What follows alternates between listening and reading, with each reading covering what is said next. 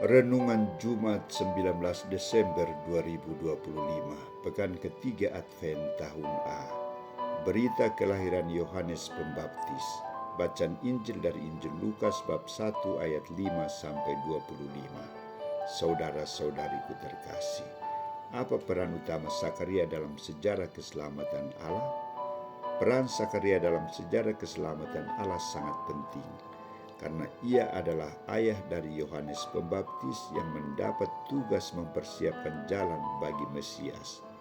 Sakaria juga adalah seorang nabi yang menerima penglihatan ilahi tentang rencana Allah, termasuk kedatangan Mesias, dan seorang imam kudus yang beriman ketaatannya menjadi teladan dalam mewujudkan rencana Allah bagi dunia.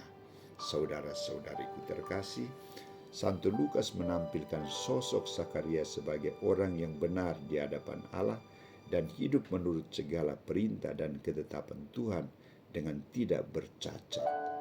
Kekurangan Sakaria adalah tidak mempunyai anak, sebab Elizabeth mandul dan keduanya telah lanjut umurnya.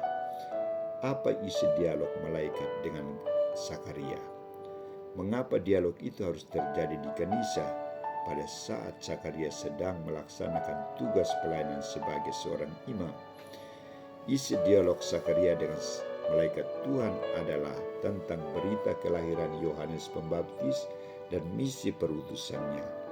Dialog ini terjadi di kanisa sebagai tempat suci, dan dalam suasana doa Tuhan mengutus utusannya untuk berdialog intim dengan Sakaria.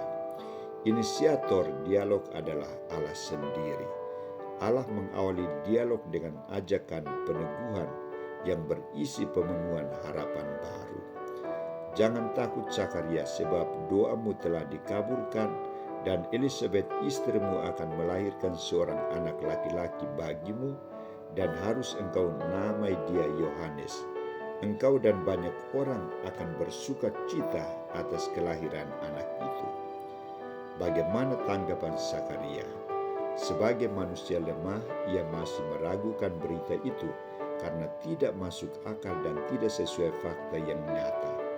Karena itu Sakaria berani berkata, "Bagaimana aku tahu bahwa hal itu akan terjadi, sebab aku sudah tua dan istriku sudah lanjut umurnya." Keraguan-raguan dan keterbukaan Sakaria dimanfaatkan oleh Allah untuk mewujudkan rencananya melalui utusannya. Maka jawab sang malaikat, "Akulah Gabriel yang melayani Allah, dan aku telah diutus untuk berbicara dengan engkau dan untuk menyampaikan kabar baik kepadamu.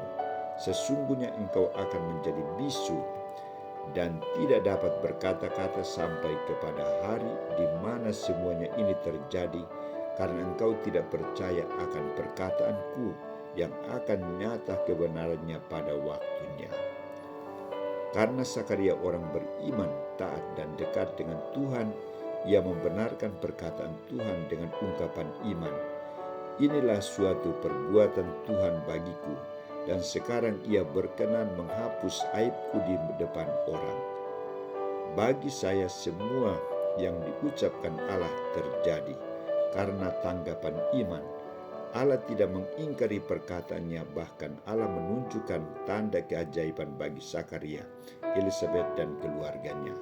Manusia boleh mempertanyakan dan tidak percaya akan perkataan Allah, tetapi bagi Allah tidak ada sesuatu yang mustahil. Karena kebesaran kuasanya, saudara-saudariku terkasih, bagaimana dengan kita? Kita juga harus percaya bahwa dialog Sakaria dan malaikat Tuhan tentang kepenuhan janji Allah dalam keluarga Sakaria di satu pihak menunjukkan bahwa mereka memiliki peran penting dalam tugas peribadatan.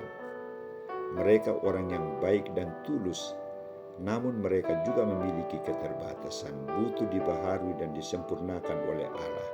Demikian juga dengan kita. Kita lebih tidak sempurna dari keluarga Sakaria. Kita harus lebih banyak waktu untuk berkomunikasi dengan Tuhan melalui doa, memohon bimbingan Roh Kudus untuk mengajar kita mengenal dan membedakan mana suara Allah dan bukan kehendak Allah. Kita lebih menata diri kita menjadi orang yang baik, taat, jujur, rendah hati, dan teristimewa, lebih membarui iman kita kepada Allah. Iman sejati lahir dari keterbukaan hati kepada sabda Tuhan. Sebaliknya, hati yang tegar dan tidak terasa akan mempertanyakan suara Tuhan dan kehendaknya. Mari kita pergunakan Advent ini sebagai saat berahmat bagi kita dalam menyambut kedatangan Sang Immanuel, Allah beserta kita. Semoga kita mampu.